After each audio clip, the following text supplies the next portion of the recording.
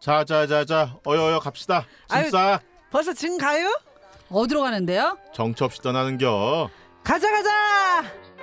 길 따라 영화 따라 차이나는 무비. 언더로드? 출발!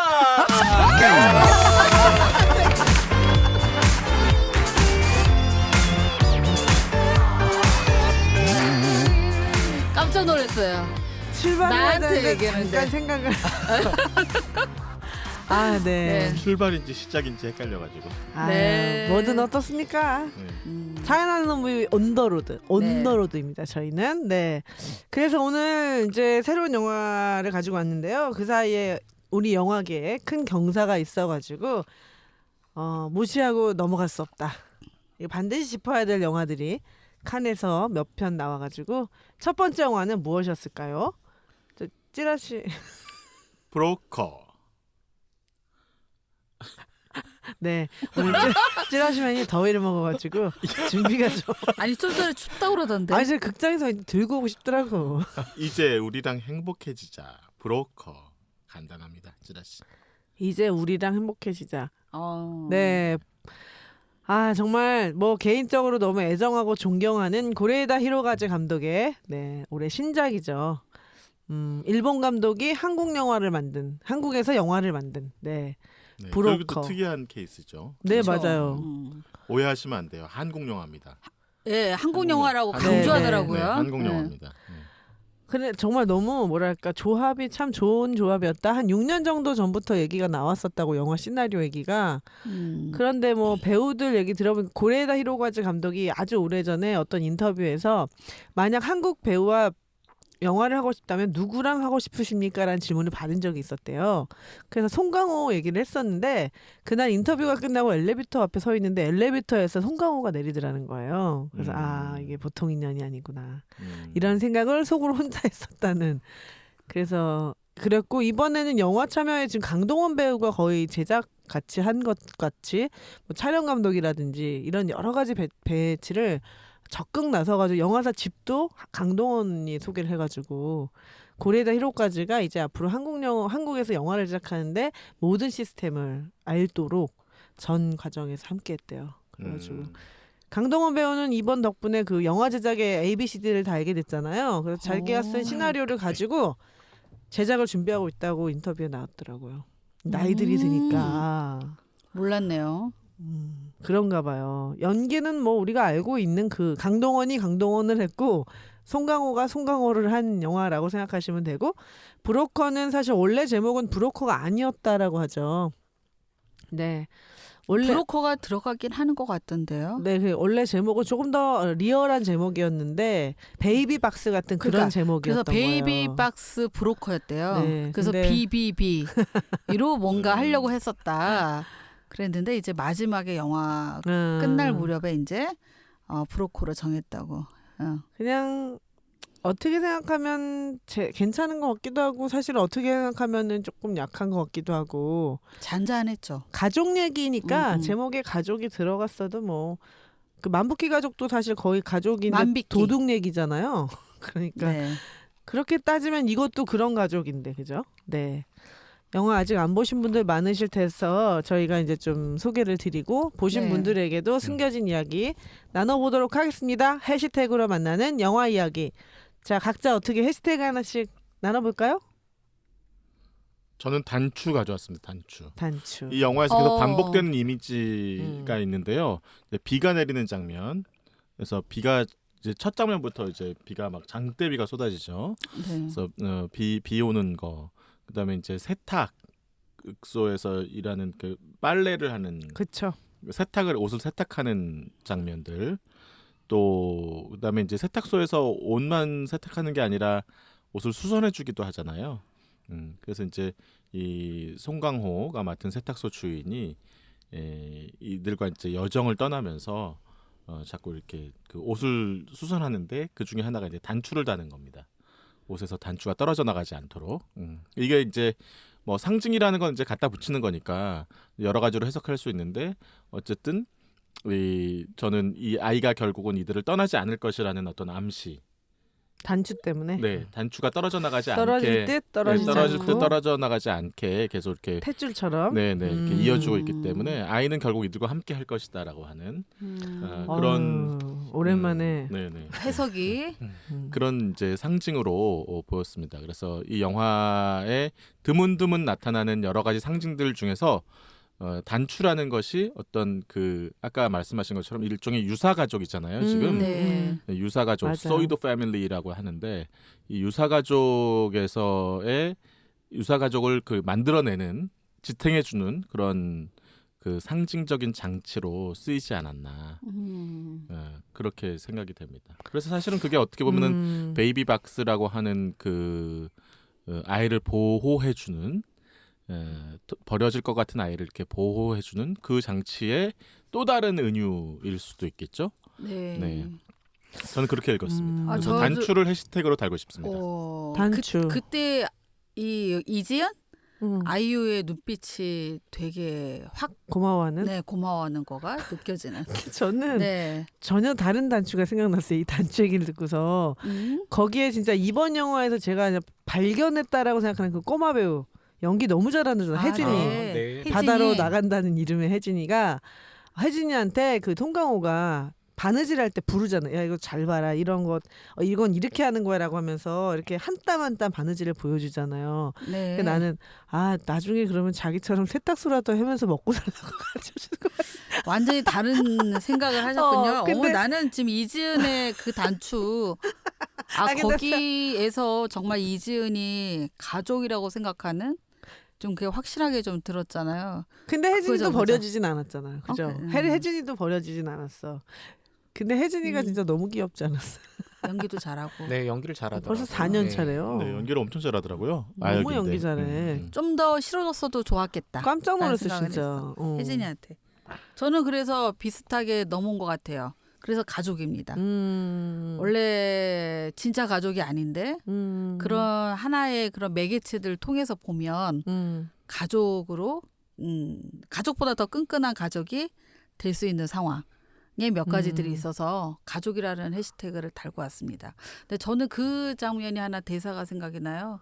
그 기차 터널 지나갈 때 아, 강동원이랑 아직 지금 늦지 유사하게 않았어. 이제 단추 네. 얘기하니까 강동원이랑 우리가 먼저 만났더라면 아, 뭔가 이렇게 버리지 않았을 않았을 텐데 이게 또 이제 뭐 기차 또 지나가면서 또 묻혀 지나갔지만 또 그거에 대한 거가 가족으로 받아들여지는 네 이런 부분들이 좀 느껴져 갖고 그런 잔잔한 그런 말 가운데서 느껴졌던 것 같아요. 이 영화의 단추 그다음에 그 터널 속의 그런 한마디 거기 이런 송강호가 것들이, 아직 예. 늦지 않았어 이렇게 얘기하는데 이지은이 못 알아들으니까 예. 그랬는데 얘기 안 하잖아요. 근데 어쨌든 그 늦지 않았다라는 걸 몸소 보여주는 영화죠.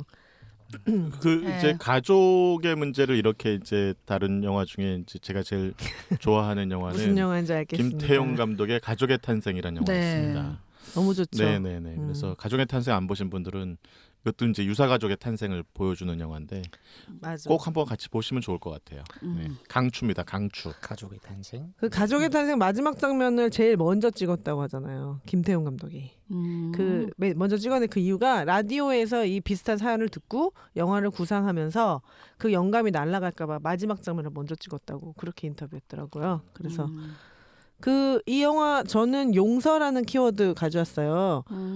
그 용서라는 게 강동원도 가족 굉장히 버려진 아이의 고유권을 생활했고 이지은은 정말 또 말할 것도 없이 심하게 버려져서 어둡게 자랐고 그래서 강동원이 자기가 엄마가 돌아올 줄 알았는데 성인이 됐고 엄마는 돌아오지 않았고 엄마가 돌아올 확률은 40분의 1인데 39에 속하는 이 커버린 아들이 자기 엄마 대신에 눈앞에 나타난 이 미혼모라고도 말하기 참 안타까운 이 여인에게 내가 우리 엄마 대신에 그러나 소영이 널 대신 용서할게 이렇게 얘기하는데 진짜 너무 마음이 찡하더라고요. 그래서 물론 그 대사에 화답하는 이지은은 그래도 우리 그 아들 우성이죠. 우성이는 네. 날 용서하지 않을 거야 이렇게 얘기는 하죠. 왜냐하면 자기는 이미 그 남편을 죽였으니까. 근데 그래서 그때 생각이 든 거예요. 이 영화는 용서를 받았던 경험, 누군가를 용서해 본 경험,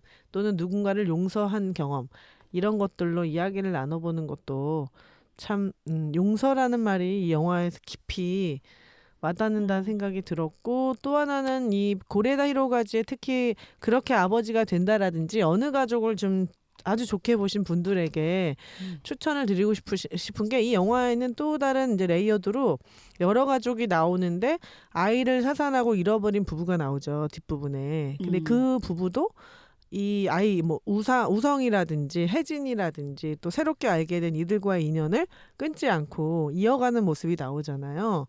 그러니까 이 그 고레에다 히로가즈 방식의 어떤 레이어드 관계망을 이렇게 어느 한 아이를 키울 때 그렇게 아버지가 된다도 나오고, 어느 한 아이를 키울 때 어떤 상처를 회복할 때 그 힘이 그냥 그들의 부모 아니면 그 가해자, 그 피해자, 이런 개인의 1대1의 문제가 아니라 여러 가지 사회적인 제도나 공동체 안에서 같이 형성돼야 된다.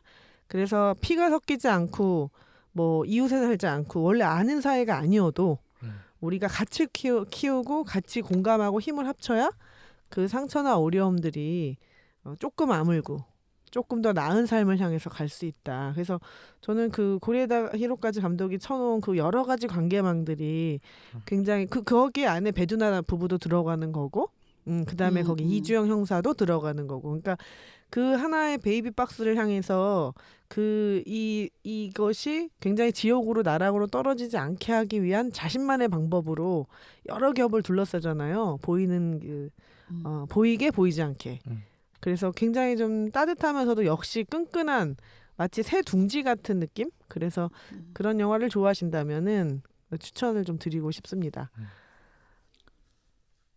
네, 저도 해시태그로 좀 말씀을 드릴까요? 저는 낙태라는 걸 좀 얘기해 보고자 합니다. 사실 이 용어 자체가 좀 문제적일 수 있어요. 그쵸. 요즘에 좀 재생산권 뭐 이런 거 그렇죠. 있잖아요. 좀 대안적인 용어로 뭐 임신 중절이나 임신 중단이라든지 이런 것들을 중단이 이상하다. 재생산권이라고 얘기해요. 재생산권이라는 네. 표현도 있고, 예. 그거는 이제 재생산의 권리를 이 산모에게 돌려서, 산모의 건강도 필요하지만 이제 아이를 낳고 안 낳고와 네. 관련된 자기의 삶, 자기의 그렇죠. 생활을 유지, 몸의 결정권 같은 거죠. 그런 것도 예. 중요하죠. 네. 그렇게 뭐 대안적인 용어를 쓰기도 하는데, 어쨌거나 이 영화 자체가 시작할 때 이지은이 아이유가 그 아이를 이제 베이비 박스 앞에 버리는 걸로 이제 시작되잖아요. 물론 영화 나중에 흐름을 본다면 이 아이를 출산하는 것은 어떻게 보면 이지은의 의지로 이렇게 이루어졌지만, 사실 그 외에 정말 많이 본인이 이제 의도하지 않은 임신을 한다거나 아니면 중간에 아이를 포기하고 싶은데 한국 사회에서도 이 낙태 권리가 아직 자기 몸에 대한 결정권이 제대로 인정받지 못해서 지금 그러한 게 제대로 안 되고 있다는 생각이 좀 들었거든요. 근데 이 영화에서뿐만이 아니라 제가 최근에 또 드라마 한 편을 정주행하고 있는데, 우리들의 블루스가 끝났는데. 제가 완결된 걸 정주행하고 있는데, 거기서도 이제 낙태에 관련한 얘기가 앞부분에 계속 나오잖아요. 청소년들이 고등학생들이 원치 않는 그런 임신을 하게 되면서 그런 얘기들이 나오는데, 이게 제가 또 이 얘기를 가지고 왔던 게 최근에 또 이와 관련된 이슈가 하나 있었습니다. 정말 발칵 뒤집혀진 그런 이슈인데, 미국에서 지난 6월 24일에 미국 대법원에서 연방 대법원에서 그 낙태권을 이제 폐기하는 그러한 이제 판결이 이제 났던 거죠. 사실 미국의 이제 낙태 권리를 얘기할 때는 1973년에 있었던 로데웨이드라는 판결이 있었는데, 그때부터 여성들의 이제 자기 몸에 대한 어떤 결정권이라든지 말씀하신 재생산권이 인정받기 시작했는데, 6월 24일 이 판결로 인해서 판결이 뒤집히면서 거의 미국 역사가 50년 퇴행한 그러한 사건이라고 할 수 있죠. 근데 이게 또 어떻게 물론 지금 민주당 바이든이 이제 집권하고 있지만, 이 연방 대법원 같은 경우에는 9명의 이제 대법관이 있잖아요. 이 대법관들은 대통령에 의해서 임명되고, 또 한국과 달리 이제 종신제라고 합니다. 스스로 이제 뭐 사임하지 않는 이상 이제 죽을 때까지 쭉 이 대법관직을 유지하는데 트럼프가 임기 시절에 3명을 내려 꽂았다고 합니다. 그러니까 당연히 이제 보수적이고 굉장히 이제 친트럼프적인 그러한 자기 사람들을 꽂았겠죠. 그래서 지금 연방 대법원의 인적 구성이 9명인데 보수와 진보가 한 6대3 정도로 지금 진보가 완전히 이제 약세라는 거죠. 그래서 이게 73년에 이 50년 판결이 전으로? 이제 뒤집혔다는 그런 뉴스가 최근 많이 보셨을 겁니다. 네네. 그런 안타깝네. 네. 낙태 관련 문제는 참 이 영화의 모티브이긴 하죠. 네. 그죠. 그래서 왜 거기 이지은하고 배두나가 이제 싸우면서 배두나가 이럴 거면 나치를 버릴 거면 날지를 말지 이러니까 그러면 낳아서 버리는 거나 뱃속에 있을 때 죽이는 거랑 뭐가 더 나쁜 거냐 이런 얘기하면서 막 한판 붙죠. 아니 그러니까 하이데거가 우리 인간을 두고 피투된 존재 이렇게 불렀단 말이에요. 내던져진 존재가. 네. 그러니까 인간은 처음에 태어났을 때는 그냥 내던져진 존재 세상에 자기가 어떤 주체라고 얘기할 수가 없잖아요. 처음에 태어나자마자는 뭐 자기가 어떤 뭐 사고 능력이 있는 것도 아니고 완전히 동물하고 똑같잖아요. 동물하고 똑같은 상태에서 이제 사회화 과정을 거치면서 주체로서 성장하게 되는데 그래서 이제 그 자신이 주체임을 깨닫고 나서 자신의 미래를 기획할 수 있는 존재를 이제 기투적인 존재, 기투된 존재 이렇게 이제 표현하는데 그래서 P2와 기투 사이에 인간이 이제 존재하는 그 시간이 있단 말이에요. 그게 어린아이의 시간이죠, 사실은. P2된 존재로서 세상에 나와서 기투의 존재로 성장하기까지의 과정이 시간과 과정이 필요한데 요 시간의 아이, 이 시간의 인간을 어떻게 우리가 볼 것이냐. 그걸 우리가 마음대로 막 해도 되느냐. 이미 성인이라고 주체라고 하는 인간들이 이 시간의 아이들을 마음대로 막 할 수 있느냐라고 하는 문제는 굉장히 중요한 문제 같아요. 그게 그 사회의 어떤 성숙도 이번에 그 온가족 차량 사고로 지금 결함이냐 아니냐 말이 많지만 흔히 경제적인 문제로 자녀와 아내를 다 또는 가족을 다 죽인 다음에 자기도 극단적으로 자살을 하는 경우를 볼 때마다 그런 생각이 또 들어요. 그러니까 이제 P2된 존재로서의 인간은 두 가지 상황 중에 하나의 상황에 처해요. 자기를 사회화를 잘 시켜주는 어떤 돌봐줄 주체가 있는 공간 속에 놓여 있는 P2적 존재가 있을 수 있고 그렇지 못한 존재가 있을 수 있거든요. 근데 이제 우리가 보통 그런 존재를 부모라고 보는 거죠. 그 P2된 존재를 잘 성장시켜줄 주체로 만들어가게 해줄 존재를 이제 부모라고 보는 건데 이제 이게 부모도 사실은 여러 종류잖아요. 그 역할을 잘 수행하는 사람이 있는가 하면 이렇게 그 버리는 사람도 있고 또 뭐 지금 얘기한 대로 막 같이 어떤 극단적인 선택을 하는 경우도 있고 여러 가지 경우가 있는데 그렇기 때문에 이게 당연히 부모라고 하는 그 혈연의 문제로만 연결돼서는 저는 안 된다고 생각하는 거예요. 이 P2된 존재들을 길러내야 될 책임은 사회 모두가 가지고 있는 거예요. 우리 모두가 어떤 부모로서의 책임을 져야 되는 것이지 개인으로서의 부모에게만 이걸 맡겨둘 수 없는 거예요. 그래서 사실은 인간이 태어나자마자 어린아이에서 기투된 존재로서 성장해가는 그 주체화의 과정의 그 전체 과정은 그 사회가 책임져야 되는 거예요. 그렇죠? 그래서 그 사회의 성숙도가 지금 말씀하신 대로 이 아이를 주체로서 만들어내느냐 못 만들어내느냐가 여기에 달려 있는 거예요. 그러니까 아이를 임신을 중절할 수밖에 없고 아이를 낳지 않으려고 하고 낳은 아이를 버리려고 하는 것은 이 사회의 책임이에요, 모두.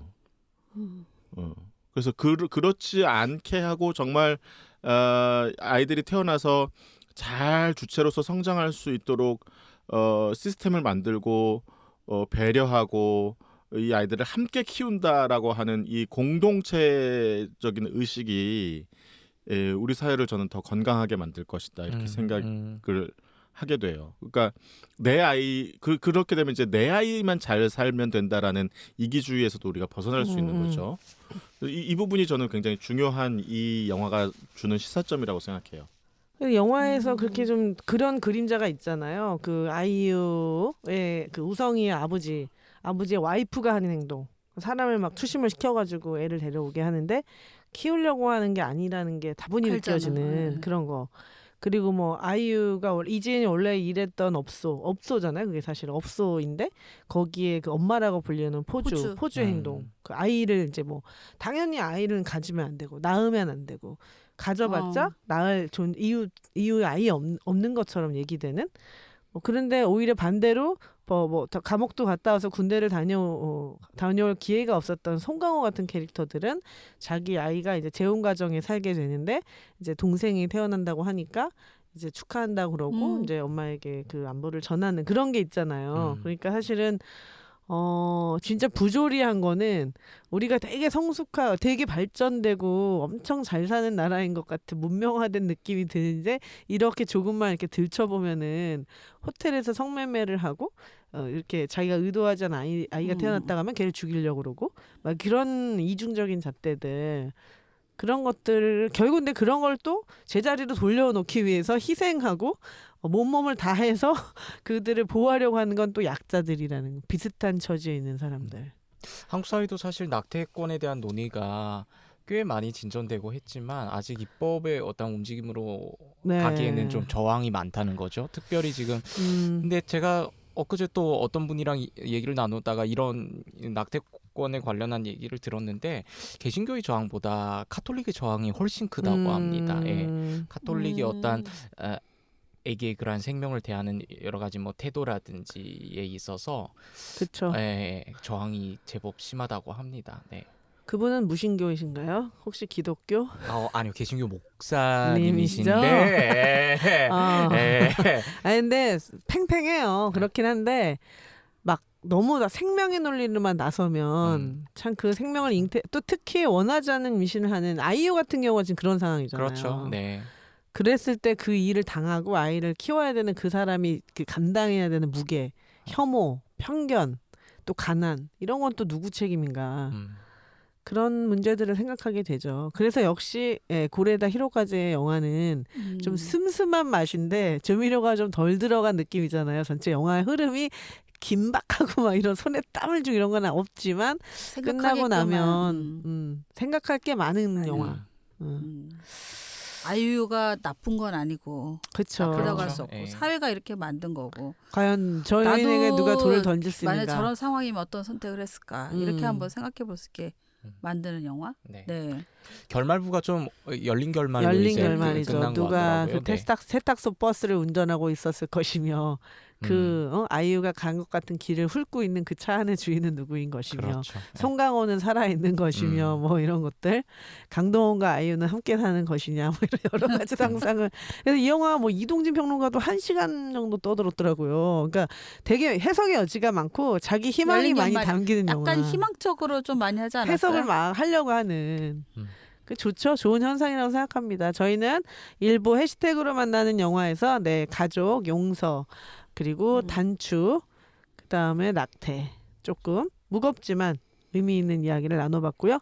2부에서 차이나는 영화 이야기로 다시 찾아뵙겠습니다. 자, 어여 짐 챙겨 이제 가게. 네, 지금 갑니까?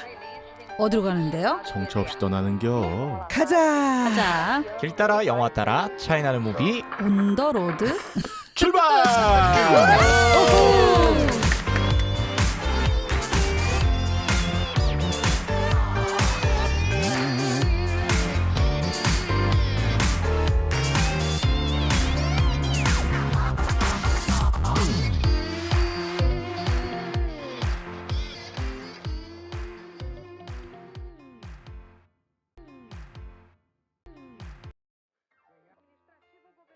자, 어여 짐 싸 가게. 지금 갑니까? 어디로요? 정처 없이 떠나는겨. 가자. 가자. 길 따라 영화 따라 차이나는 무비 온 더 로드. 출발!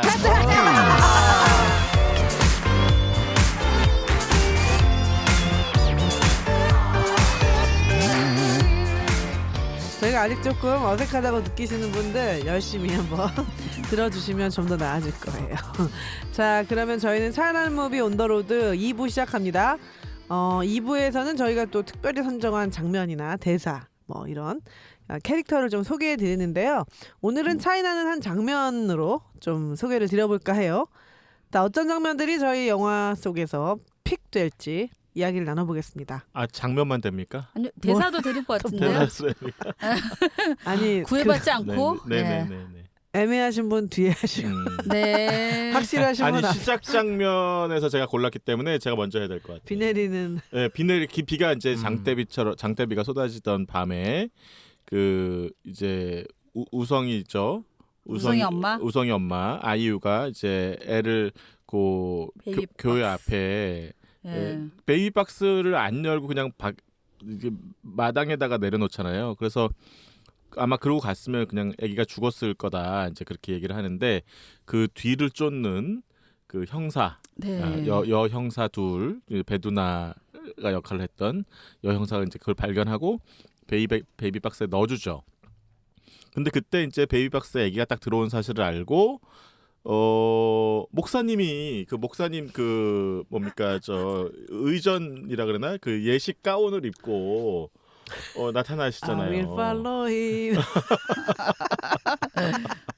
그래서 좋은 분이구나. 나도. 아니 왜냐면 영화에 대한 정보가 전혀 없이 갔어요. 진짜 저는 목사님인 사실. 줄 알았어요. 영화에 대한 어. 정보가 전혀 없이 보러 가가지고 첫 장면에 딱 그렇게 송강호가 목사님으로 딱 나오니까 이제 좋은 일을 하시는 분이구나라고 했는데 얘기를 보면서 뭐 얘기를 하더니 그 생각나는 대사가 그 강동원한테 CCTV 빨리 지우라고 그렇게 얘기를 하거든요. 그래서 이게 뭔가 좀 이렇게 부조화가 막 생긴 거예요. 왜 갑자기 CCTV를 지우라고 하지? 뭔가 지운다는 것은 흔적을 남기지 않고 없앤다는 건데 이게 무슨 뜻이지?라고 해서 약간 거기서 그 스토리를 따라가는데 약간 헷갈렸어요. 아하. 그래서 저는 사실은 그 부분이 근데 아직도 사실은 미스테리인데 왜 송강호가 거기서 목사님 가운을 입고 있었는지는 아직도 미스테리인데 자기 신분을 위장하려고 그랬던 건지 뭐 아무튼 그래서 그 아이를 이제 데리고 봉고차를 타고 나오는 그 장면 저는 첫 장면이 그래서 이 영화의 어떤 이야기의 씨앗이 되는 것 같은 장면이랄까 그래서 그 장면이 좀 기억이 났어요. 네. 관객을 속이기 위한 트릭이 아니었을까? 네. 그렇죠. 그리고 네. 전혀 정보 없이 보셨군요. 저도 그랬어요. 네, 정보가 전혀 없이 봤기 때문에 네. 그 장면이 되게 신선했어요. 이야기가 이렇게 딱 그 뭐랄까 이제 반전. 시작합니다라고 하는 스위치를 딱 누르는 것 같은 느낌. 네. 네, 반전 같은 느낌이 나서 네, 그러셨구나. 그래서 그 장면이 좋았어요. 거기 송강호가 그렇게 얘기하잖아요. 이제 우리랑 같이 세탁소 간 다음에 행복하게. 네, 이제 우리랑 행복하자. 이제 행복하자꾸나 뭐 이렇게 얘기하죠.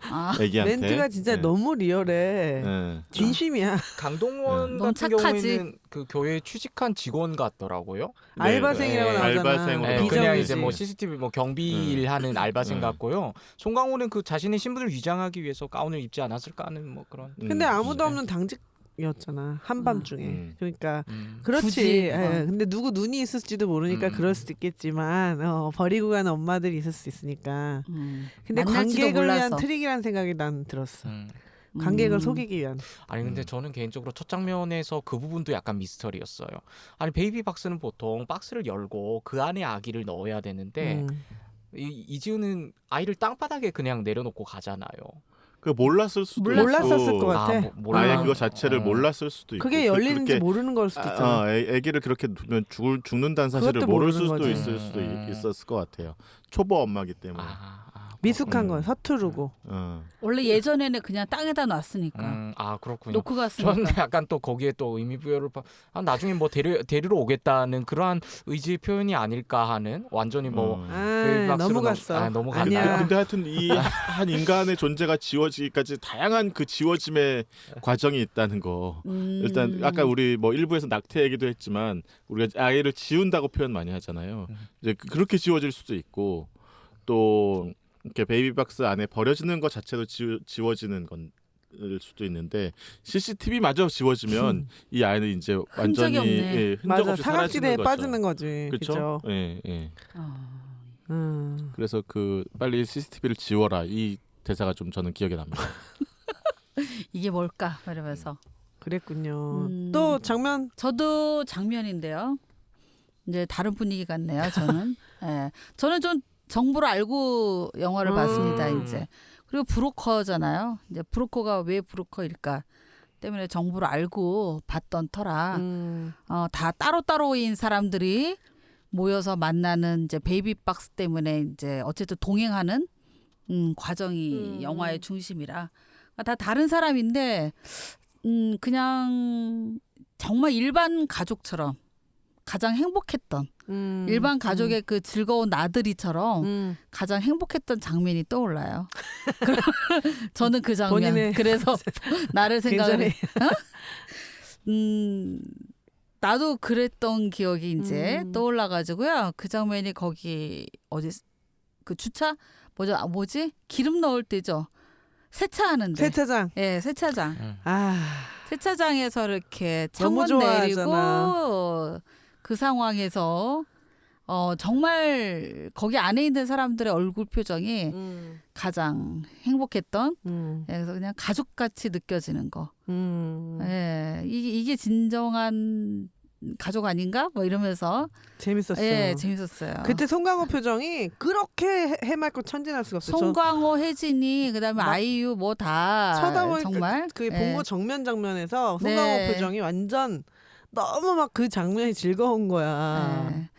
사실 그 장면이 가장 가족처럼 행복했고 뒤에 마지막에 가면 이제 월미도에서 그때 그 다트 하면서 막 굉장히 즐거워하잖아요. 원숭이 또. 인형 하나 달라고. 그거 인형 하나 따려고 그때도 그냥 그 우리 다 겪어볼 수 있는 가족의 그쵸. 모습처럼 일반 가족의 모습처럼 그래서 행복했던 두 장면 그러셨구나. 진짜 가족이 아닌데 가족 이상으로 처럼. 느껴졌다. 그러고 나니까 저도 생각나요. 저는 그 장면이에요. 가족으로 엮여져가는 장면 중에 그 혜진이가 들어오고 나서 얘를 2시간에 한 번씩 분유를 줘야 되잖아요. 그래서 가위바위보를 하잖아요. 저녁 6시, 10시부터 새벽까지 2시간 나눠서? 교대로 송강호도 쭉 자고 가위바위보를 막 하는데 그 밤에 애가 아파서 결국 병원에 가긴 했는데 그 막 가위바위보를 해가지고 자 우리가 표를 짜자.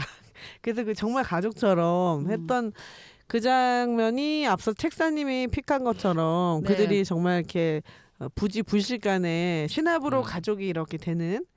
근데 한편으로 좀 섬뜩했던 장면은 그 운성이 아버지가 돌아가셨잖아요. 근데 이 돌아간 아버지 그 시신을 꺼내가지고 이게 엄지손가락을 핸드폰에 갖다 대는 손 나오잖아요. 기억나시죠? 근데 저는 처음에 그 장면 어떻게 연출됐냐면 이 히로가즈식의 약간 방법인 것 같은데 시체가 다 열리는 게 아니라 시체 안치실에서 그걸 열어가지고 손이 이렇게 보이니까 들쳤는데 그 손을 처음에는 되게 따뜻하게 잡는 것처럼 이렇게 손을 탁 잡는데 알고 보니까 그걸 쓱 꺼내가지고 엄지손가락을 지문 인식기에 넣잖아요. 와이프가. 그러면서 그 안을 다 열어본 거잖아요. 자기 남편 핸드폰 안에 있는 걸. 근데 그 남편은 급사를 당했기 때문에 분명히 그 핸드폰 안에는 어마어마한 것들이 들어있을 것 같아요. 뭐 메시지라든지 검색 기록이라든지 사진 뭐 문자 이런 거 와이프가 못 보게 해놓은 것들 지문이니까 어느 날 갑자기 비명 행사한 남편 폰 속에는 어떤 게 있을까. 이야. 저는 그 장면 딱 너무 소름 끼치는 그 아줌마 끼친데? 너무 자연스럽게 그거를 그 핸드폰을 딱 찍어가지고 여는데 판도라가 열렸구나. 평상시에 궁금했던 거야. 그거는. 너무 무서운 거야. 네. 그래가지고 소름이 쫙 끼치더라고요. 그러면서 그 아줌마가 되게 조문객들한테는 그 평범해 보이지만 그런 그 추심하는 애들한테는 되게 차갑게 얘기하잖아요. 내가 키울 테니까 당장 찾아오라고. 근데 물론 누구든지 그 아줌마 입장이 되면 그럴 수 있을 것 같아요. 근데 어쨌든 그 영안실에 지문 찍는 장면 저는 좀 섬뜩했어요.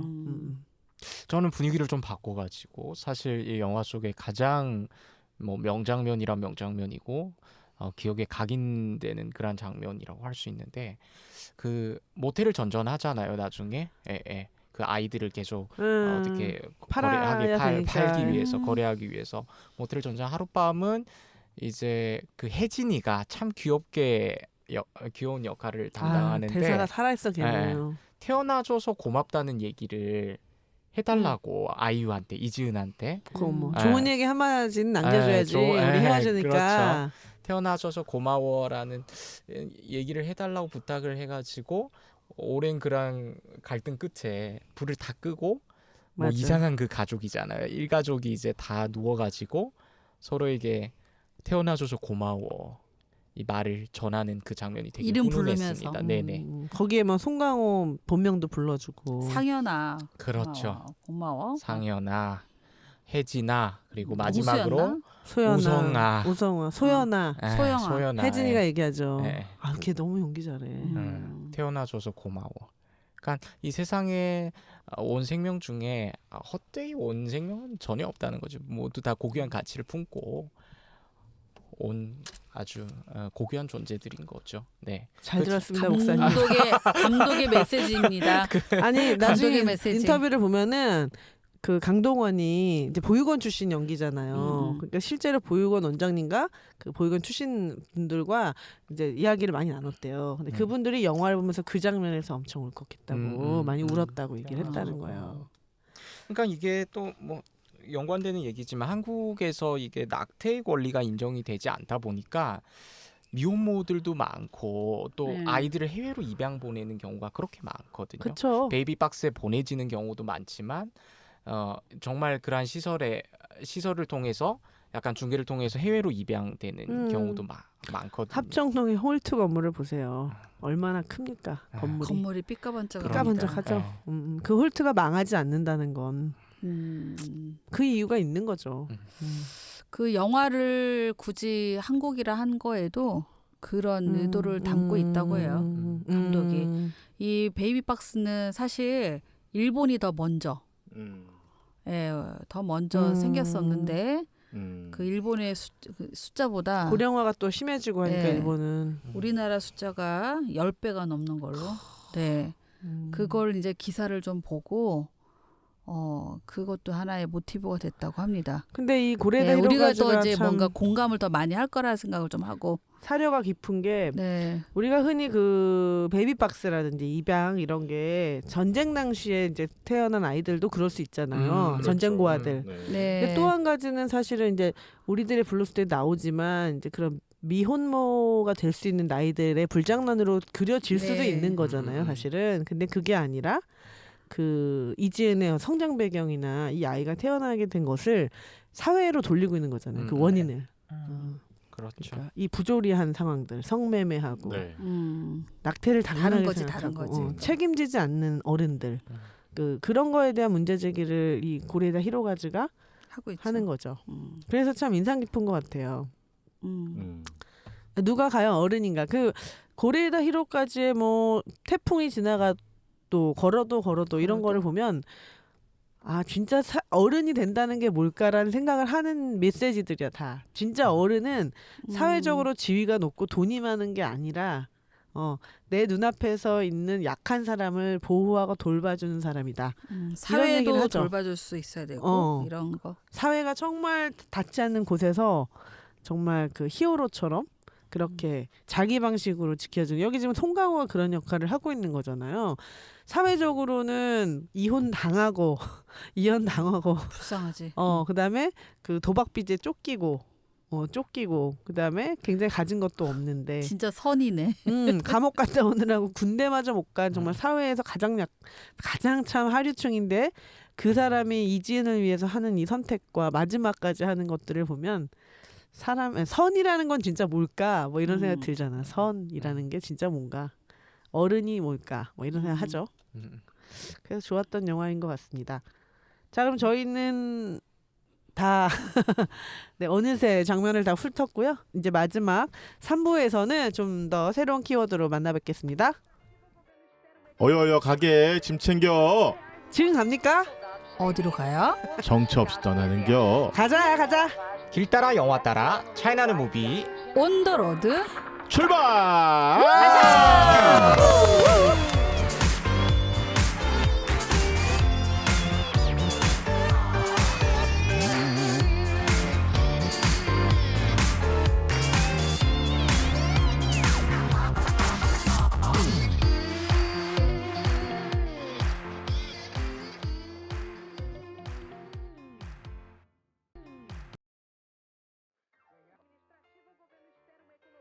자 어여여 짐 싸 가게. 아 지금 가나요? 어디로 가요? 정처 없이 떠나는겨. 가자. 길 따라 영화 따라 차이나는 무비 온 더 로드. 출발! 가자!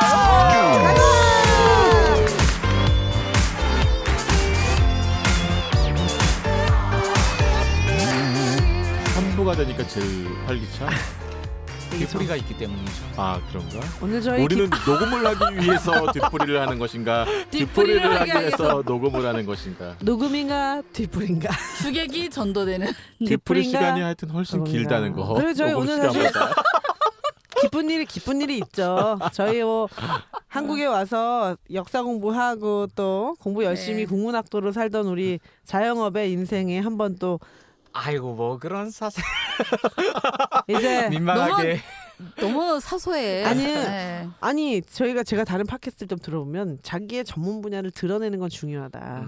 그래서 이제 자영업이 한국 땅에서 이제 역사 공부도 좀 하고 했으니 이제 사회학도로 또 다른 이제 전문성을 발휘해서 우리 방송을 좀 빛내라는 의미에서 축하의 말씀을 드립니다. 아이고 고맙습니다. 네. 열심히 하겠습니다.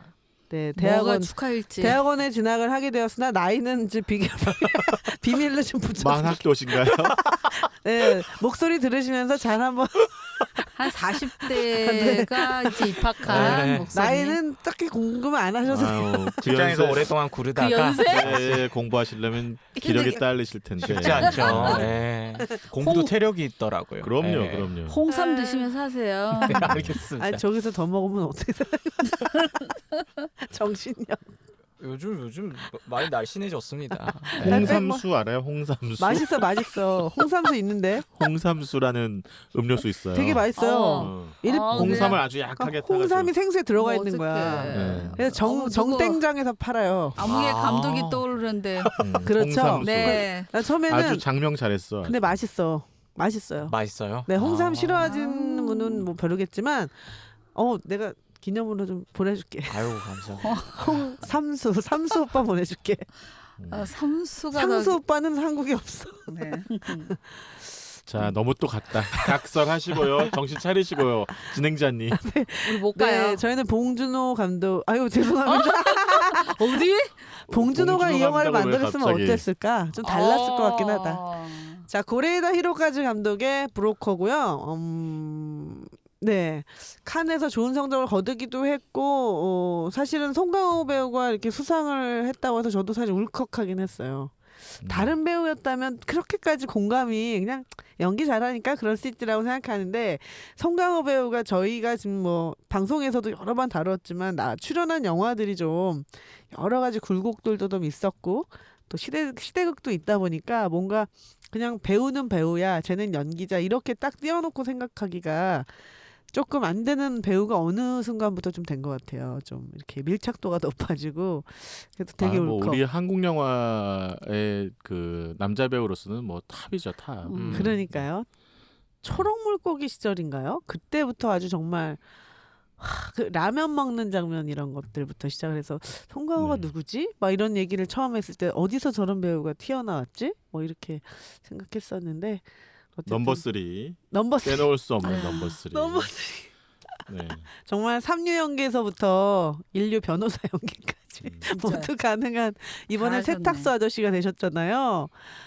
저희 댓글 3부는 많으셨다. 네 차이나는 무비 온더로드의 3부 저희가 코너명을 좀 바꿔보려고 그래요. 영화 속 그곳에 가고 싶다. 그래서 예전에 다큐멘터리 제목 중에 그 섬에 가고 싶다가 있었어요. 그거 떠올랐어요. 소설도 있죠. 맞아요. 네. 그래서 저희도 그 영화 속 그곳에 가고 싶다로 하겠습니다. 그래서 영화 속에 나오는 한 장소를 상징적으로 또 인문학적으로 또 실제 여행 정보로 재밌게 한번 풀어보겠습니다. 이 영화는 로드 무비의 형식을 띠고 있기 때문에 우리가 네. 온 더 로드라고 했기 때문에 아 그러네요. 네, 로드 무비로서 아주 우리 지금 컨셉하고 잘 맞는 것 같아요. 오. 부산에서 시작하죠, 사건이. 맞아요. 부산에서 시작했다가 그 이들이 다음에는 이제 그 유사 가족이 돼가지고 봉고차를 타고 떠납니다. 길을 떠납니다. 애 팔러 그냥. 애를 팔러 떠나는 건데 사실은 그게 이제 하나의 가족이 되는 맞아. 여정이에요. 아이러니컬하게도. 그래서 부산에서 떠난 여정이 영덕으로 갑니다. 영덕. 네. 예. 그다음에 팔러가는 장소가 영덕. 영덕의 그 대게가 유명한 영덕. 네네. 아, 영덕 대게. 그걸 게를 영덕 먹을까 대게. 이렇게 얘기하잖아. 네, 대게 먹자고 뭐 그런 얘기도 하고요. 그다음에 어디로 갑니까? 울진. 울진. 예. 옛날에 네. 그 간첩 내려왔던 아, 울진. 아니 50년 전 아니 이게 뭐야? 울진 조상이세요? 나이가 어떻게 되시지? 뭐야? 울진 간첩 침투 사건이 있었어요. 울진. 그다음에 강릉 가나요? 삼척. 삼척을 가나요? 삼척이- 삼척에도 침투 사건이 있었죠. 울진 삼척이 같이 있었죠. 네, 네. 갑자기 우리 잠수함 침투 사건이 있었죠. 네. 우리 갑자기 맞아요. 방공으로 가나요? 안 되는데. 그리고 이제 마지막 부분에 강릉도 나와요. 강릉도 강릉도 나와요. 네, 강릉도 나와요. 제 기억으로는 강릉도 나오고 그다음에 이제 마지막에 마지막에 인천, 인천의 월미도. 까지로 이어지는 이 전체 영화의 그 여정이 네. 봉고차를 타고 떠나는 로드 무비의 형식을 가지고 있습니다. 그런데 이제 그 뒤를 또 그 형사들이 쭉 쫓죠. 따라하죠. 그래서 일종의 그 수사극 맞아. 수사극의 형태를 띠고 있기도 하고 또 그래서 이게 뭐 도대체 어떻게 돌아가는 거야 사건이라고 이제 관객들을 약간 흥미를 유발하는 미스테리극의 형태를 띠고 있기도 하고요. 네. 여러 가지 장르가 좀 이렇게 복합된 그런 영화라고 얘기할 수 있습니다. 그래서 우리가 온 더 로드이기 때문에 로드. 딱 맞네요. 네 여러 가지 그러네요. 장소 얘기를 하기에는 딱 그러네. 좋은 영화입니다. 네. 아니 저는 그 부분도 재미있었어요. 그 어쨌거나 아이를 팔러 다니는 거잖아요. 근데 매번 이 거래가 이제 좌초되고 아이를 안 팔 되지. 생각이 없는 거예요. 근데 그 뒤를 밟는 경찰들이 이제 그 내가 제일 팔기를 바라는 것 같아. 우리가 이러잖아. 아 마지막에 브로커였네. 우리가 끝에 브로커였네. 가서 우리가 네네. 브로커였네. 아니 네네. 왜 안 팔아? 왜 안 팔아? 팔아야 내가 등장하는데 배두나가 그러죠. 배두나. 그렇죠. 팔아야 예. 체포를 하는데 그래서 심지어 세팅까지 하죠. 맞아요. 맞아요. 이른바 소위 전문용어로 세팅. 예, 그러다가 딱 걸려가지고 아니 어디죠? 이동희 배우 아. 이동희 뭐 배우 전문용어 카메라로. 나오고 막그 배란유 도제 먹었냐고 물었는데 그치, 예. 남편이 저하고 아우 거기서 이 송가호가 다들 이쪽이 더 전문이지. 참 재밌는 아. 그 장면 재밌었어요. 맞아. 네. 그게 약간 재밌게 비틀어진 그 강동원 배우가 고래다리까지 감독이 아무래도 우리나라의 정서를 잘 모르잖아요. 그래가지고 시나리오 과정에서 정서에 안 맞는 거 많이 쳐냈다고 얘기하더라고요. 그래서 이렇게 사람들이 이물감 없게 하려고 그런 과정에서 여러 가지 설정들이 좀 들어갔을 수도 있겠다. 뭐 이런 생각이 들었어요. 장소를 선택하는 것도 우리를 잘 모르니까. 아 근데 거기 이거는 웃을 일은 아닌데 거기 구매자로 나온 사람 중에 12개월 1,000만 원 준다고 만났는데 눈썹 이상하다고 400만 원 깎고 처음에 그다음에 처음이죠. 12개월 하고 영덕에서 영덕이죠, 그게 시장에서 영덕. 영덕 눈썹 자꾸 모양 깎으려고. 깎고. 아니 애기가 나중에 딱 그 정면으로 한번 나왔는데 뭐 그렇게 잘생겼어. 눈썹이 약하지도 일부러 않던데. 돈 깎으려고. 아니 그러니까 깎으려고 그런 거잖아요. 그리고 1,000만 12개월 원에서. 할부 되냐고 진짜 최악이야. 아 그거 정말 코미디였다. 근데 거기서 나 원래는 웃겼어요. 정말 이렇게 아이유의 전적이 성매매 여성이고 되게 거칠게 살았잖아. 포주 밑에서. 그러면 더 세게 얘기를 해야 되는데 아이유 나름의 쪼가 있잖아요. 그러니까 아이유 딴에는 최대한의 욕을 다 쓴 건데도 그게 그렇게 막 야생처럼 안 느껴지고 그 순간에도 뭔가 얘가 이제 약간 좀 의식하고 있나 보다 연기를. 원래는 되게 좀 더 다크하고 세고 좀 값싸게 연기를 해야 되는데 그 욕은 감독이 할 수 없고 네, 이 아이유가 완전히 본인이 쓴 그러니까 욕이랍니다. 그럴 것 같아. 그러니까 되게 리얼하게 이것은 욕이다라고 써 있는 교본을 읽는 것 같은 거 있잖아. 이 다음엔 이 표현이 나오고 저 새끼 그 다음엔 그거 나올 것 같다는. 막 우리가 흔히 말하는 육두문자는 안 튀어나오는 거야. 우리 같으면 육두문자가 튀어나올 것 같은 상황이잖아. 내 자식을 놓고서 물론. 그리고 거기다가 할부 되냐고 묻고 막 이러니까 진짜 코미디였네요. 그거는 진짜 그 장면 진짜 혹시 우풍. 아버지가 강간범 아니야? 막 이러면서 막 더 별 얘기 다 깎으려고. 하잖아요. 그렇지. 진짜. 네. 설정이 이게 지도가 그려지겠네요. 부산부터 해서 쭉 인천 월미도까지. 네네네. 바다 네. 막 나오고 이 브로커의 여정을 따라가면서 또 우리도 한번 떠나도 각각의 되지 않을까 그런 떠나봐. 생각이 듭니다. 저희가 오늘은 근데 이제 이걸 다 다루기 어려웠고 특히 가장 이들이 또 인상 깊어? 처음에 이렇게 만나게 되는 곳 그리고 마지막이나 뭐 이런 거에서 가족적으로도 제일 재밌었던 거 뭐 이렇게 해서 좀 찾아보면은 사실은 이제 월미도라는 그렇죠. 네. 월미도라는 장소 있는데 저희 그 서울, 인천, 경기 쪽에 사시지 않는 분들에게는 사실 월미도가 그렇게 저희처럼 저는 서울에서 자라가지고 너무 가까운 이웃 동네이기도 해요. 근데 지역에 멀리 떨어지신 분들 입장에서는 월미도가 어디지 뭐지라고 생각하실 수도 있을 것 같아요. 월미도가 이제 서울 수도권 지역 분들은 이렇게 놀러 가는 곳이죠. 그렇죠. 네, 재밌게 하루 정도 이렇게 갔다 올 수 있는 당일 코스. 당일 코스로 갔다 올 수 있는 굉장히 재밌는 유원지 맞아요. 이 느낌이 굉장히 강하죠. 근데 오늘 이제 그것이 전부가 아니다라는 거를 좀 파헤쳐 드리겠습니다. 요즘은 그 월미도가 어떻게 용로가 개설되어 있나요? 그 다 통합됐죠. 그 간척 사업을 다 해가지고 어디서 오셨어요? 간척 사업을 다 네네. 해서 지금은 이렇게 다 아우. 육지가 됐죠. 육지가 됐어요. 제가 옛날에는 차로 말 그대로 갑니다. 차로. 섬이었는데 네네네. 맞아, 맞아. 저는 배 타고 들어갔었거든요. 그때가 처음이자 몇 살? 마지막이었어요. 몇십 년 전에. 아. 아니 2008년. 나도 타봤어 월미도 배. 2008년 제가 한국 처음 방문했을 때 응. 그때 월미도 관광을 갔었는데 배가 있을 때가 있었죠. 배 타고 어디서? 인천 어딘가에서 인천에서 탔던 것 뭐 같아요. 이렇게 예. 배를 배도 어차피 갈수 바다니까 있지. 뭐 배길이 배로도 갈수 있겠죠. 있지. 그 몇 분 안 있는데 되는 거잖아. 아주 근데 짧은 용로가 거. 없었던 것 같아요. 아이 왜 이랬어요? 있고. 용로가 있고. 있었어요. 네. 아. 다른 섬 보려고 가려고 네. 했을 때 네. 배가 있었지. 여기 인천 전문가. 예. 아. 인천 전문가 와요. 인천 전문가. 월미도는 우리가 이제 옛날 말로 하면 인천을 제물포라 그러잖아요. 포구. 네. 제물포가 이제 뭐 그 상선들부터 시작해서 배들이 오가는 굉장히 그 아주 왁자지껄한 그 포구니까요. 그 제물포 바로 앞에 딱 버티고 있는 섬입니다. 원래는. 근데 이제 크진 않아요. 그 사방 면적이 한 700제곱미터 정도 되는 섬이니까 가로 세로 그냥 우리가 정사각형으로 봤을 때 가로 길이가 700m, 세로 길이가 엄청 700m 작은- 정도밖에 안 된다라고 생각하시면 되는데 그게 지금은 이제 다 육지로 반도인 셈이네요. 간척이 돼서 다 육지가 됐고요. 아니 원래는 섬이었어요. 제물포 앞에 딱 버티고 있는 섬이었어요. 근데 이제 우리가 월미도 이렇게 얘기를 하는데 월미도 그러면은 뭐가 떠오릅니까? 이 이름이 어떤 뜻인 것 같아요? 월은 달인 것 같고 미는 꼬리인 것 꼬리미? 같아요. 그렇죠. 실제로 한자로 그렇게 쓰는데 그래서 달의 꼬리를 닮았다 뭐 이렇게 생각할 수 있는데요. 그건 속설이고요. 달의 꼬리가 뭐예요? 아니 그러니까. 우리가 좀 냉정하게 생각해 보면 그냥 평소에도 우리가 달의 꼬리 뭐 이런 얘기를 하나요? 안 하죠. 달의 달의 눈썹. 머리가 어디 있어? 달의 눈썹은 얘기. 달의 머리는 어디 있고 뭐 그럼 달의 꼬리는 어디 있고 그렇죠? 달 꼬리 이런 얘기는 안 하잖아요. 근데 그렇게 따지면 달 꼬리 섬이란 말이에요. 우리나라 말로 그걸 번역했을 때 그래서 이제 그 뜻이 아니고 이 말이 어디서 왔는가 하고 이제 살펴봤더니 어을미도.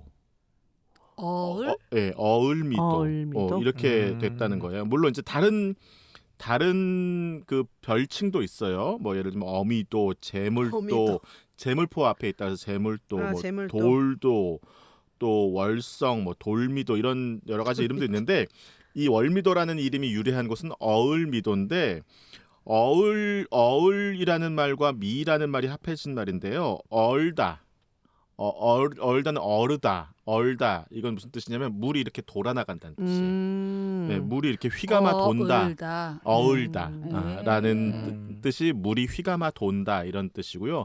미는 물이란 뜻이에요. 물이란 말을 이제 사투리로 미 이렇게 말한 거예요. 그래서 물을 휘감아 돌아나가는 여울 같은 건가 봐요. 여울. 네, 그죠. 물을 휘감아 그렇죠. 물을 휘감아 돌아나가는 섬.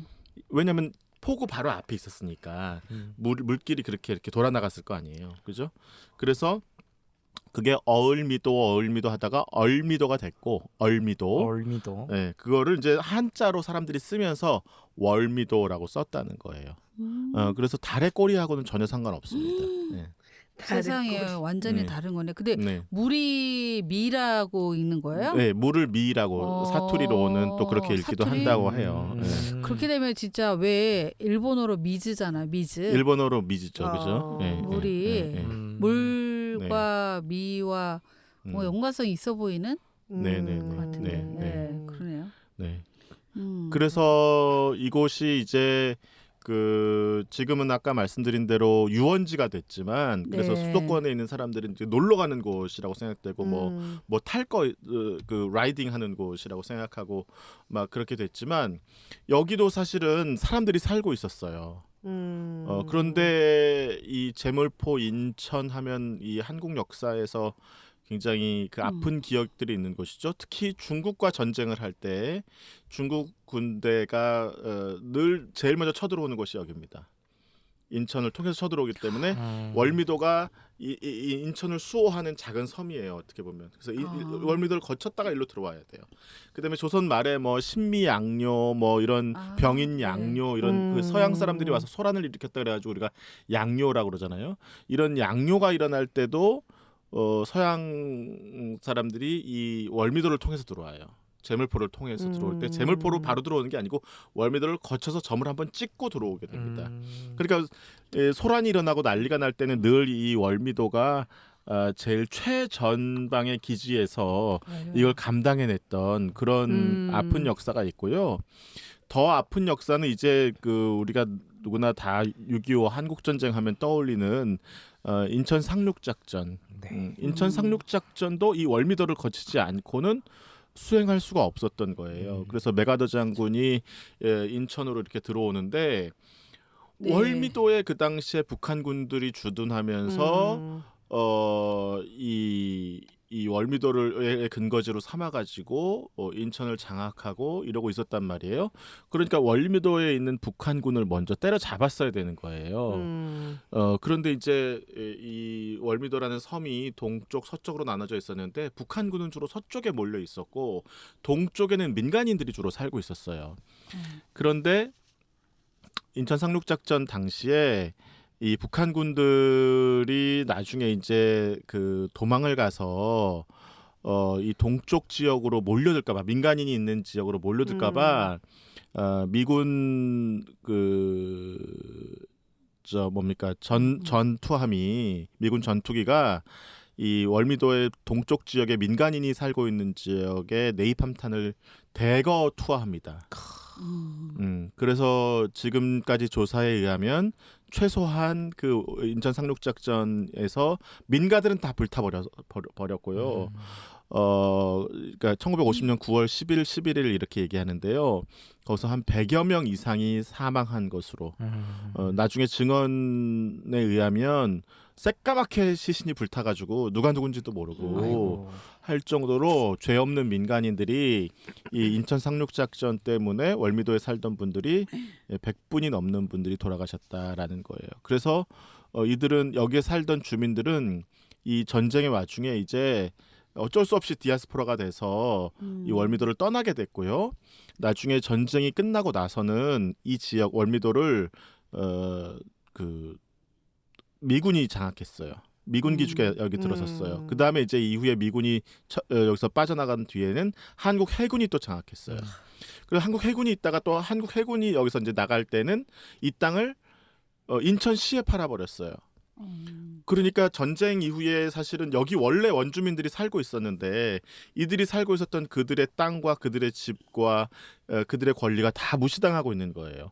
그래서 이게 문제가 되다가 그 과거사 진실화해위원회에서 이 사건을 조사해가지고 문제가 있다라는 거를 이제 제가 조금 전에 말씀드린 그 내용들을 쭉 정리를 했고 국가는 이들에게 배상을 해야 된다라고 판결을 내렸습니다.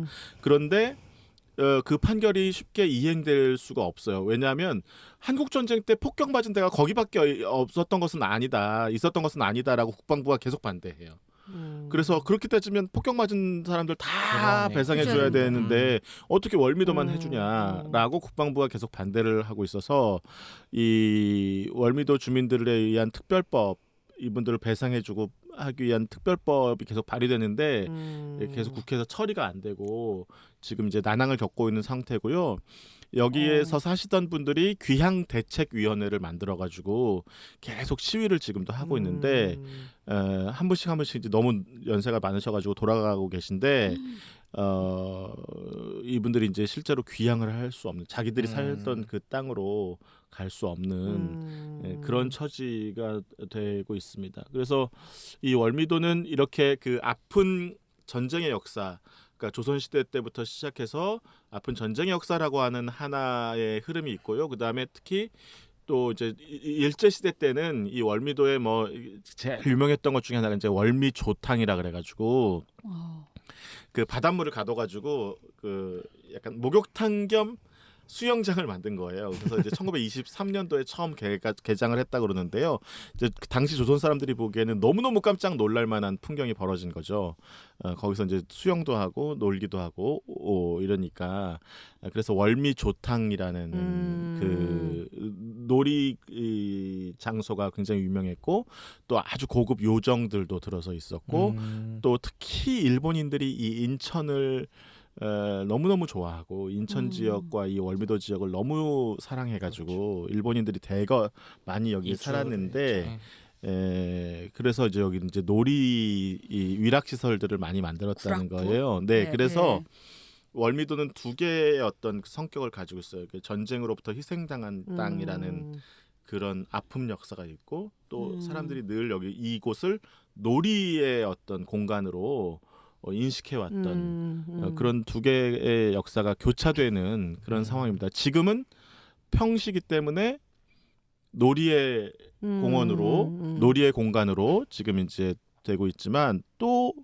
우리가 이 놀이 공간이라고 하는 이 공간 속에 들어있는 아픈 그 전쟁의 역사를 잊어서는 안 될 것 같다라는 생각이 들었습니다. 네. 오랜 시간 미군 기지로 있다가 나중에 또 한국 해군 기지로 있었던 역사가 또 어떻게 보면 오키나와의 역사와도 좀 닮은 생각이 드네요. 네. 네, 아까 그 6.25 전쟁 때 월미도를 월미도가 어제 그 인천의 관문 역할을 하다 보니까 여기에서 치열한 전투가 있었다고 말씀해 주셨는데 저항이 만만치 않았습니다. 네. 근데 우리나라에서는 이제 실미도라는 그런 영화, 특수부대에 관련한 영화가 상영됐는데 북한에는 월미도라는 이름의 영화가 있습니다. 이게 굉장히 유명한 영화고요. 불타는 섬이라는 또 유명한 그런 종군 기자가 쓴 소설이 있습니다. 이건 1952년에 당시 이제 북한군과 함께 한국 전쟁을 수행했던 황건이란 황건 선생이 쓴 소설인데요. 52년도에 이 소설이 노동신문에 이제 발표가 됐었고 이걸 모티브로 삼아서 만들어진 영화가 이 월미도입니다. 1982년도에 최근 영화구만 만들어졌습니다. 네, 월미도 그러니까 그 월미도를 그 지키는 북한군 해군 한 개의 중대에서 벌어졌던 영웅적인 서사라든가 그리고 또 거기에 어떤 연락원으로 왔던 여성 그 군인의 어떤 모습 그리고 그 사이에서 싹트는 어떤 동지애 같은 것들을 굉장히 서정적으로 묘사한 영화인데 그래서 월미도 전투는 북한에서 굉장히 각별하게 이 월미도를 영웅의 섬으로 호명하면서 각별하게 이제 생각해 왔다는 걸 좀 알 수 같은 월미도를 두고 얘기하는 거예요? 네, 맞습니다. 그 월미도 그 6.25 전쟁, 한국 전쟁 당시에는 북한군에 의해서 점령 당했었잖아요. 네네 그런 일이 있었고요. 그래서 이 영화가 중국에서도 개봉됐습니다. 사실 올해가 한중수교 뭐 30주년이라고 하는데 92년이잖아요. 근데 이게 요즘에는 한류가 중국으로 많이 들어갔지만 사실 한류의 원조는 어떻게 보면 조류 그러니까 조선 영화가 7, 80년대에 중국에서 엄청 많이 개봉됐습니다. 특별히 가장 유명한 게 뭐 꽃 파는 처녀라는 영화도 있고요. 7, 80년대, 6, 70년대에 보면 중국에서 문화대혁명을 겪으면서 영화들이 굉장히 프로파간다적인 선전선동 영화로 되게 몸이 건조한 영화들이 많았는데 이때 뭐 꽃 파는 처녀라든가 또 뭐 월미도 이런 영화들이 탁 수입되니까 중국인들이 이걸 보고 탁 신선한 충격을 받은 거죠. 이렇게 따뜻하고 훈훈한 얘기들을 영화화한다는 자체에 있어서 그리고 또 유명했던 게 이 월미도의 OST가 되게 서정적이고 듣기 좋습니다. 근데 재미있었던 게 자영업 감성.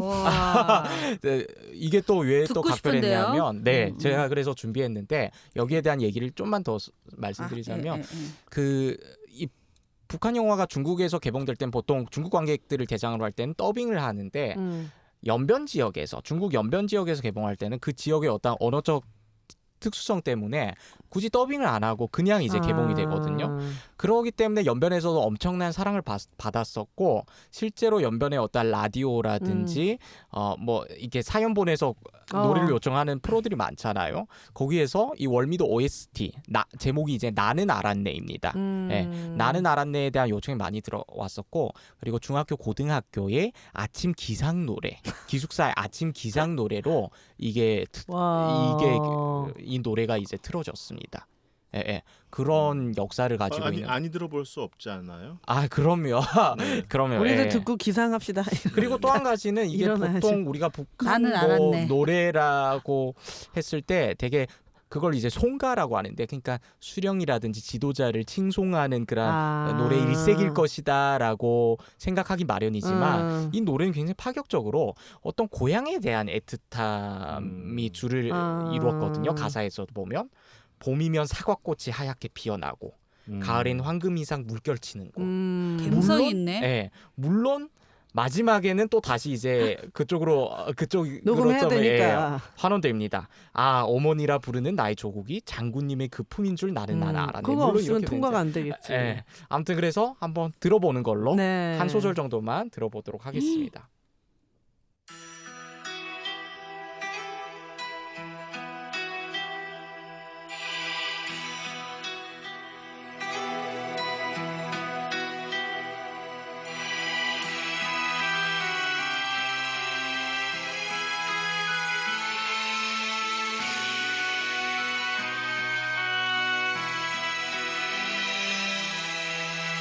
봄이면 사과꽃이 하얗게 피어나고 가을엔 황금이 물결치는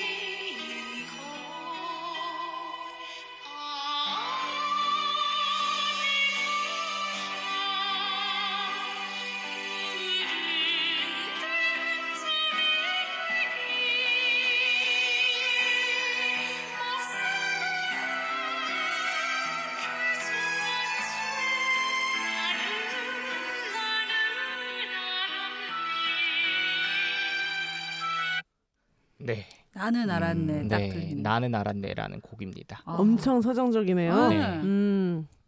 전투적이진 않은데. 젊은 우리나라 젊은 여가수가 좀 리메이크 해봐도 되게 모던할 것 같아요 느낌이. 그러네요. 예. 충분히 아, 덕분에 오늘 또 북한 영화 월미도를 네. 브로커에서 출발했는데 북한까지. 월미도에 대해서 다시 한번 생각해보는. 그러네요. 인천 시민으로서 좀 몰랐던 그냥 월미도라 그러면 정말 그 놀이공원 맞죠. 그 네. 뭐라 그러면 무슨 팡팡이라고 그러. 디스코 팡팡 말도만 유명해졌거든요. 어깨 나갈 뻔했죠. 저는 하수 네. 타고 다녀가지고. 저는 진짜 그 얘기하려고 그랬는데 그러네요. 갑자기 눈치가 보이네요.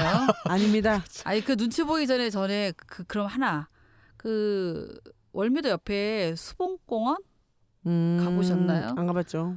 그 경치 때문에 놀러 갔던 곳이 수봉공원인데 거기에 가면 그런 6.25 참전 이런 현충탑도 있고 아니 그럼- 인천 대공원에도 아니 인천 어디더라? 그것도 있지 않아요? 무슨 그 메가더 차- 장군상. 메가더 그런 거. 장군상도 있고 거기가 거기가- 거긴가 보다. 거긴 네. 차이나타운 쪽 아닌가요? 아니, 메가더 아니, 아니, 아니. 장군상. 차이나타운 이쪽으로 올라가면 있어요. 예. 네. 난 이 바닷가에서 본 것 같긴 해요. 그래서 원래는 수봉공원 아니 제가 완전히 진짜 거의 초등학교 때 갔었거든요.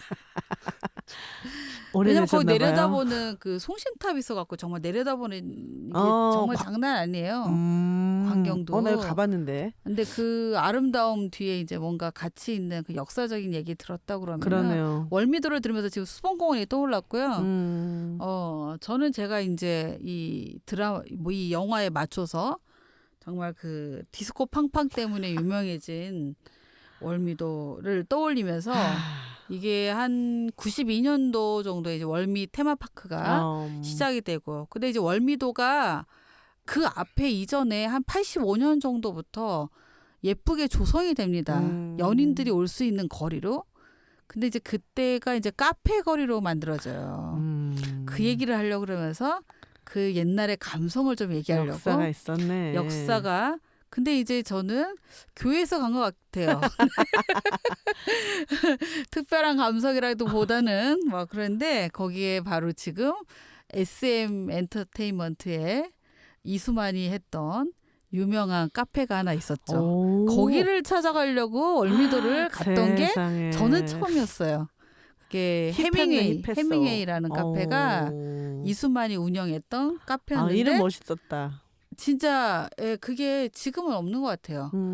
그래서 이제 가면은 봤어요. 그래서 이수만을 봤어. 그때는 평범했겠네. 예, 그 좀- 이수만이 그 유학 갔다가 어. 돌아오자마자 약간 이제 엔터테인먼트로 바꾼 거의 시작에 이제 어떤 미천이라고 해야 되나? 그렇겠네요. 그걸 시작을 해밍웨이로 했다고 그래요. 그게 그러면서 했던 그 카페의 거리의 그 감성이 떠올라서 월미도를 원래 이수만은 농대 나와서 컴퓨터로 유학을 갔었는데 컴퓨터로 유학 갔다가 가보니까 이제 뭔가 그런 걸 테크노에 눈을 배우고, 떠가지고 예. 음악으로 네. 돌아온 거죠. 그래서 네. 참 머리가 좋은 것 같아요. 음. 그죠? 머리가 좋은 집안의 자식이라고 나와 있죠. 네. 월미도 와. 근데 요즘에 음. 가끔 월미도에서 저기 안전사고가 좀 가끔 일어나서 좀 불미스럽긴 하지만 저도 아주 정말 좋아했던 곳이고요. 네. 끝나신 겁니까? 네, 디즈니 팡팡과 함께 월미도를 소개해 주려고. 월미도에서는 그 팡팡 얘기 안 할 수 없어요. 특히 네. 그 팡팡을 튀기는 아저씨, 그 팡팡을 막 그 돌리는 아저씨가 얼마나 잘하는데요. 요즘 유튜브에는 에버랜드 저 누구야 이름 뭐야 그 에버랜드에서 사육사. 예. 아니 그거 사파리 있잖아. 사파리 탈 때 물기 조심하세요. 뭐옷 네네. 아, 물은 사파리 좋습니다. 월드. 이거가 유행이라면 옛날에 한 90년대 2000년대 그 디스코 팡팡의 아저씨 막 그 디제잉 멘트, 하면서 멘트. 언니 떨어져 안 떨어져 내가 이렇게 흔드는데도 안 떨어져 뭐 옆에 오빠 잡아 뭐 아니면 저쪽에 여학생들 있으면 이쪽에 남학생 있으면 이거 반대로 튀기면 여기 미끄러지잖아요. 언제까지 안 떨어지나 보자 막 소리 지르면 계속 더 흔들고 막 살려주세요 할 때까지 막 계속 흔들고 나 이렇게 네, 리얼하게 다 외우고. 신나는 적은 또 처음 듣네요. 살려주세요 아니 그 수년 동안의 차이나는 무비에서 제일 신나네. 아니 진짜 신여성 아니, 결국 도대체- 이게 취향이 이런 거였어 보니까. 얼마나 자주 월미도의 갔어요. 역사고 뭐고 소용없어. 그 다음날 디스코 보면은 팡팡이야. 양쪽 여기 팔뚝에 퍼렇게 멍이 들어 그거 버티려고 안 떨어지면 죽는다. 아, 너무 힘을 줘가지고 네. 너무 리얼하게 다격하고 있네요. 아니, 진짜. 보니까 네. 끝낼 때가 된 것 같습니다. 네. 네. 연인들끼리 또 가면 관계가 부쩍 가까워진다고 하더라고요. 아 그렇죠. 뭐 이거 흔들어 대니까 혼자 가기 외로워. 네. 외로운 섬이에요. 그리고 이 영화에서 사실 제가 하고 싶었던 얘기는 디스코 팡팡이 아니고 그 영화에 나오는 그 세탁소 장면이었는데 고레다 히로까지 그 인터뷰를 들어보니까 자기가 그냥 특별한 게 있다기보다는 네. 사람들이 가장 그 많이 얽혀 있는 동네 사람들이 얽혀 있고 아. 그다음에 무엇보다도 강동원이 일했던 그 교회로 음. 그 편안하게 진입이 가능한 그 업종을 생각하다가 자기가 워낙 세탁소를 좋아하긴 하죠. 왜냐면 거기 어느 가족에도 나오잖아요 세탁 공장. 근데 그거 요식업도 생각을 했었는데 그래도 기저귀 빨고 단추 달고 이런 설정들 있잖아요. 그렇게 하기에는 세탁소 주인이 가장 좋고 그다음에 앞쪽에 보면 송강호가 되게 극악한 범죄자라기보다는 인생이 꼬이고 꼬여서 이렇게 해서 여기를 하고 있지만 사실은 자기 꿈에서도 왜 엄마 모시고 어디 여행 갔던 꿈을 꾸기도 하고 이혼해서 떨어져 사는 딸에게 뭐 인형 가지고 찾아가기도 하고 이런 거 하잖아요. 근데 그런 감성으로 이렇게 세탁소 주인으로 살아가면서 동네 할머니한테도 자주 걸어 다니시라고 몸이 안 좋을 때는 그래야 된다면서 막 대화 나누고 그러잖아요. 그래서 세탁소 어느 마을에나 있었던 예전에 정말 동네를 떠받치는 어떤 사랑방이었는데 요즘에는 뭐 세탁하지 마시고 세특하세요 이런 광고 있잖아요. 세탁 특공대 뭐 이런 집 앞까지 배달해주고 그냥 공장식으로 세탁하고 무인 세탁소고 이렇게 되게 바뀌어서. 좀 삭막하죠 사실은. 세탁소 아저씨가 내 얼룩도 빼주고 그다음에 양복 없는 청년들 그 면접 갈 때 양복도 빌려주고 뭐 이랬던 서사가 예전엔 드라마에 많이 있었는데 요즘에는 그런 게 없는데 이 영화가 세탁소에서 시작을 해서 조금 그런 향수가 있었던 것 같아요. 그래서 세탁소 장면을 조금 고레에다 히로가즈가 좋아하는 장소 중에 하나라고 하더라고요. 그래서 그 앞에 옷 걸어놓는 것도 있잖아요. 철망 같은데 옷걸이 막 예. 걸어놓는. 그래서 향수가 깊었는데 디스코 팡팡 얘기를 하다가 역시 죽어서 저의 죽었어. 추억은 디스코 죽었어. 팡팡이었네요. 자, 그러면 네. 저희는 이 3부가 그 영화 속 그곳에 가고 싶다. 온더로드의 가장 딱 맞게 저희는 앞으로 이 3부에서는 한 장소만 깊이 파는 걸로 하려고 해요. 월미도죠? 네. 네. 그래서 쓴맛, 단맛, 뭐 신맛 이런 것들을 한 장소에서 우려내는 걸로. 네. 오미자 같은 방송을 해보겠습니다. 자, 어여여 가게 짐 챙겨 네, 가자고. 이제 갑니까? 어디로 가는데요? 정처 없이 떠나는겨. 가자. 길 따라 영화 따라 차이나는 무비 온더로드 출발! 가자!